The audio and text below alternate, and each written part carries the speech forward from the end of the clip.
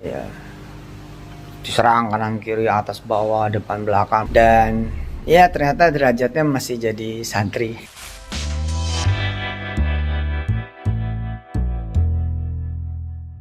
Assalamualaikum warahmatullahi wabarakatuh. Salam sejahtera dan bahagia untuk sahabat semuanya.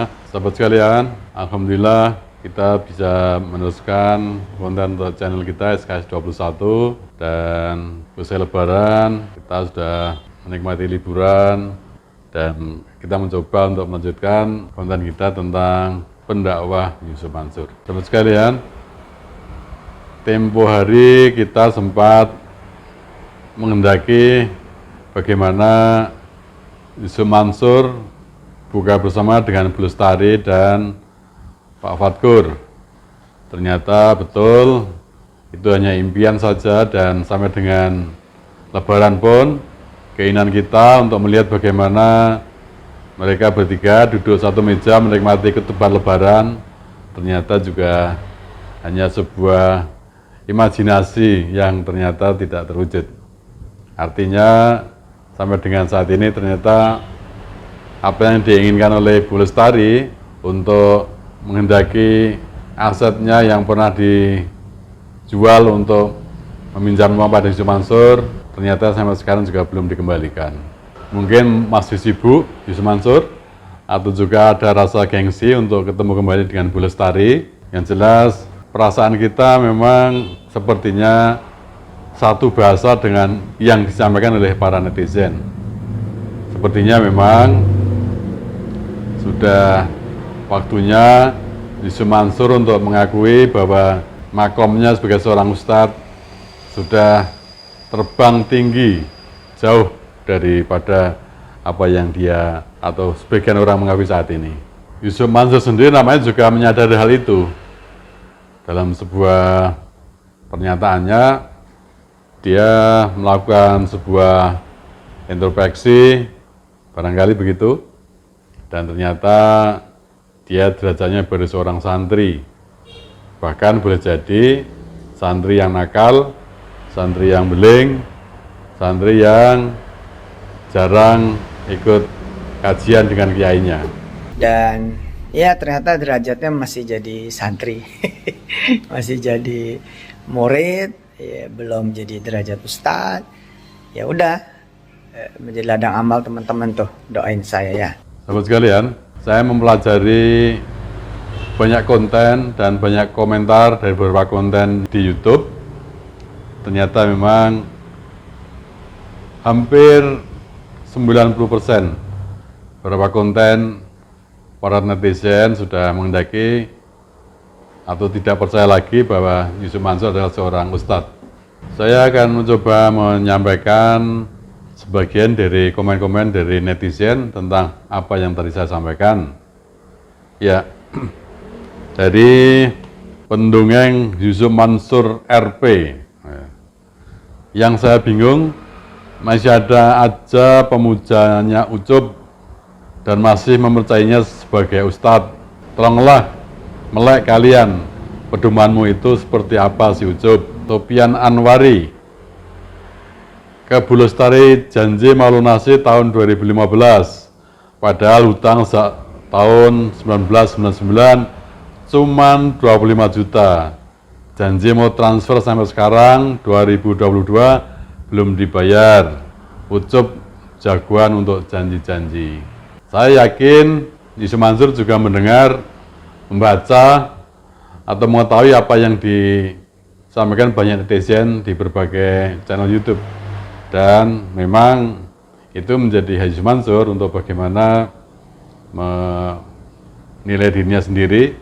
Tetapi dalam sebuah channel YouTube di mana dia sedang berbincang-bincang dengan putrinya, Wirda Mansur, ungkapan itu juga muncul.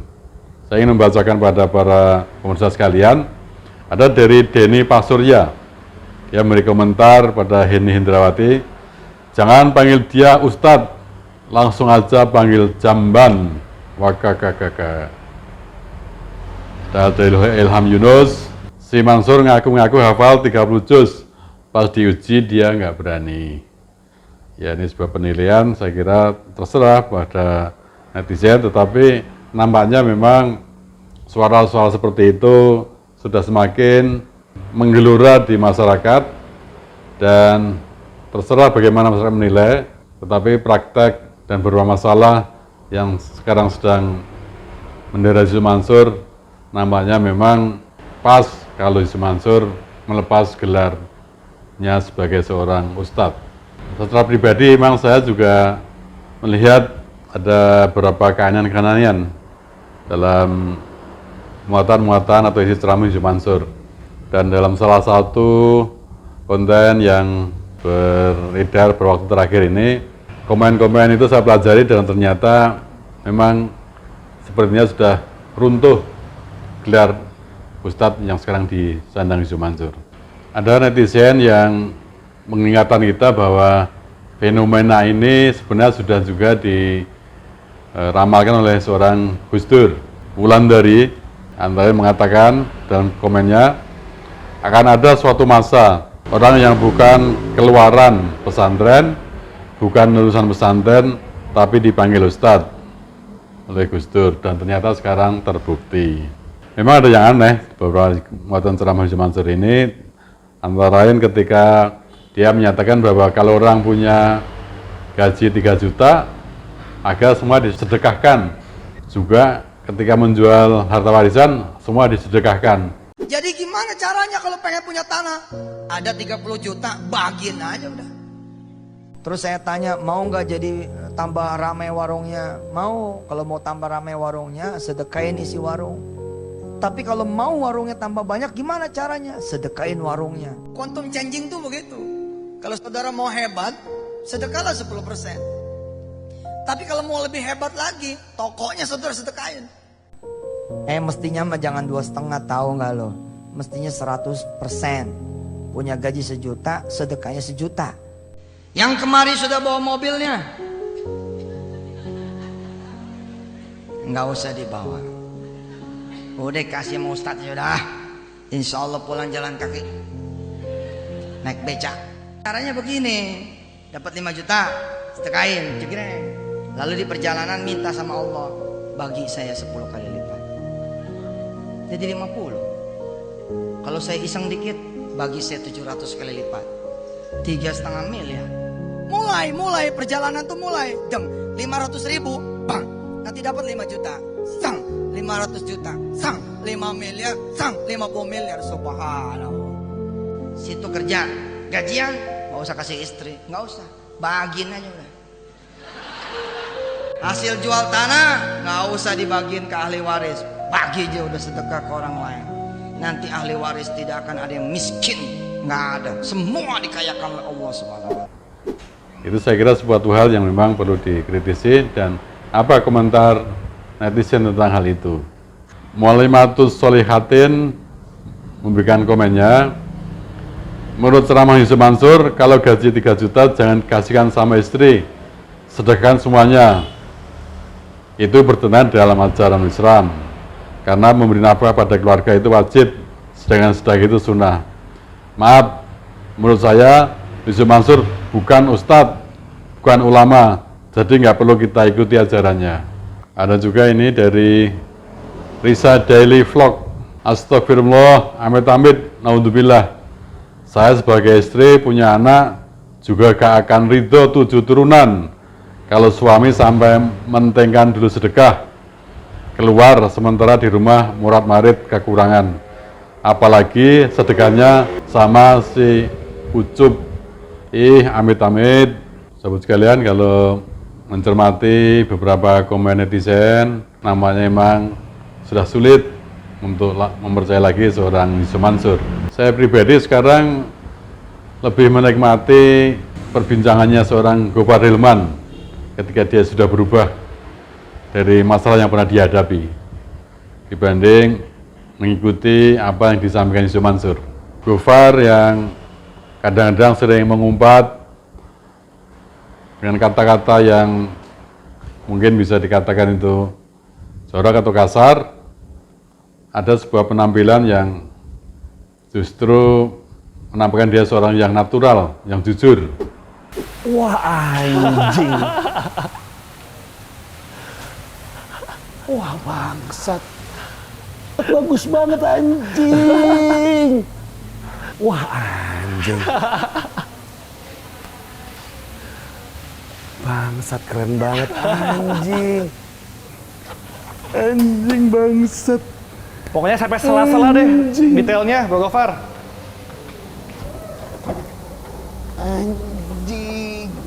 Dan jujur saya terpengaruh oleh beberapa konten dari Gofar Hilman.